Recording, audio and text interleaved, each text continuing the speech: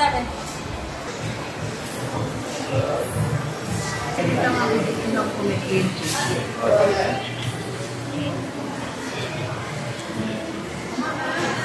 Sa ilalim, ito yung pambasa mo. So, ang tingin niyo po dyan, up and down. Kapag titig ka sa buya, dapat po ng head mover.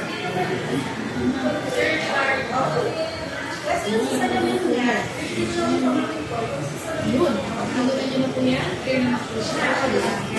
Ay, ito pa kung tawa sa lahat. Di ba may dapat na po ito? Isa, yung dati mo. So, pagkagutan ka sa upan, sinasal po, para po yun. Masal nakikita ka rin. Pag sabi, gusto makita ko, yan, just pala po yung reading material. Ako dito sa cellphone, kaya na. Kita mo ba? Subukan mo sa cellphone ko. May nalalaw na lang. Anong unit ba yan? Sila na mo. Yan. Anong unit yan? Ako nila. Yan. Maliliit. Pagpapakaya naman dyan.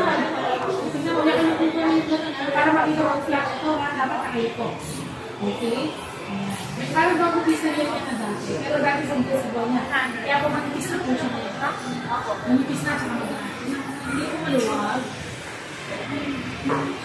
Maluwag. Pagod natin. Tapos makukura ko lang po ito naman. Maluwag po ito. Tapos makukura natin yung mga kape na ito. Salamat.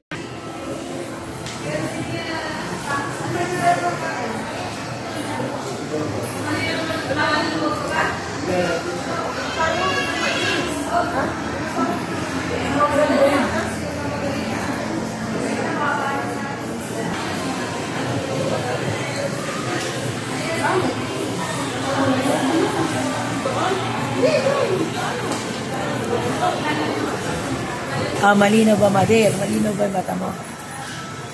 Ha? Malinaw ba? Yes. Yes. Bago rin sa lamin ni Mother D.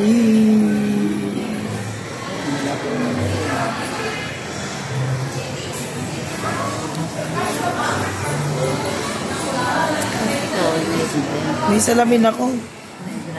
O ba yun? Pagka malabo lang yung mata ko sa asus. Pag ganito, hindi naman. Hindi ko na sinusunod.